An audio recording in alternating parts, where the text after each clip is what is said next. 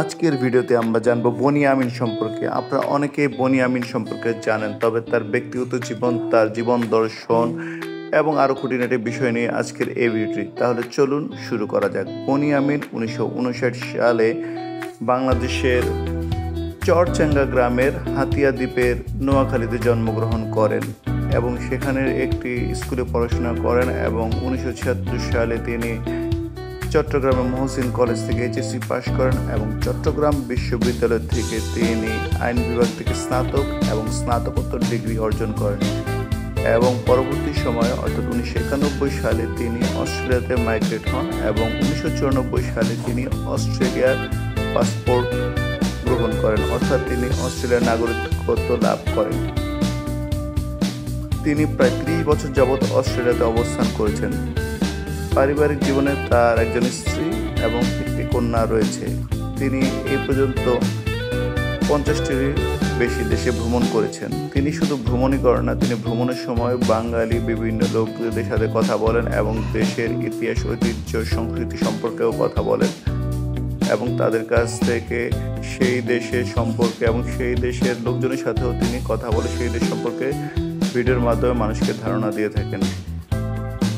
এখানে বলে রাখা ভালো, বনি আমিন কিন্তু শুধু একজন ইউটিউব ট্রাভেলার নয়, তিনি কিন্তু বিভিন্ন দেশের বিভিন্ন ভাষায় লিখতে, পড়তে এবং বলতে পারার ব্যাপারেও ভীষণ পারদর্শী এবং তিনি বিভিন্ন অফারের মাধ্যমে বিভিন্ন লোককে বিদেশে ভ্রমণ করেন এবং বিদেশি ইমিগ্রেন্টের কাজও করে থাকেন। তিনি বিভিন্ন সময় অফারের মাধ্যমে লোকদেরকে বিদেশে নিয়ে যান তার ভিডিওর মাধ্যমে। তিনি প্রথম বাংলাদেশি যিনি প্রথম একজন অস্ট্রেলিয়ান আইনজীবী হিসেবে সেখানে কাজ করেছিলেন, অর্থাৎ তিনি বহু গুণের অধিকারী আর তিনি এই বহু গুণ ছড়িয়েছেন তার ইউটিউব ভিডিওর মাধ্যমে।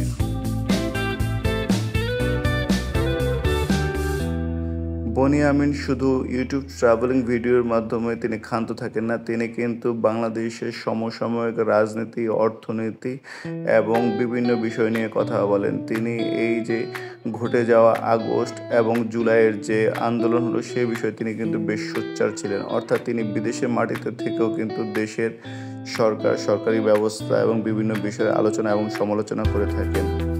এজন্য কেউ তাকে পছন্দ করেন, আবার কেউ তাকে অপছন্দ করেন। তার পছন্দের তালিকায় পছন্দের মানুষও রয়েছে, অপছন্দের মানুষও রয়েছে, তবে তিনি মূলত একজন ইউটিউব ট্রাভেলার হিসেবে জনপ্রিয়তা লাভ করেছেন। বনি আমিন বলে থাকেন তিনি সাধারণত মানুষ নয়, শুধু তাদের কাছে যারা তার চিন্তা চেতনা এবং দর্শনের সাথে তার মিল খুঁজে না পান, অর্থাৎ তিনি একজন মুক্ত চিন্তাধারার মানুষ বলে নিজেকে প্রতিষ্ঠিত করতে চান এবং তিনি কিন্তু তার কাজ এবং কর্মের মাধ্যমে সেটাই সবসময় প্রতিষ্ঠিত করে যাচ্ছেন।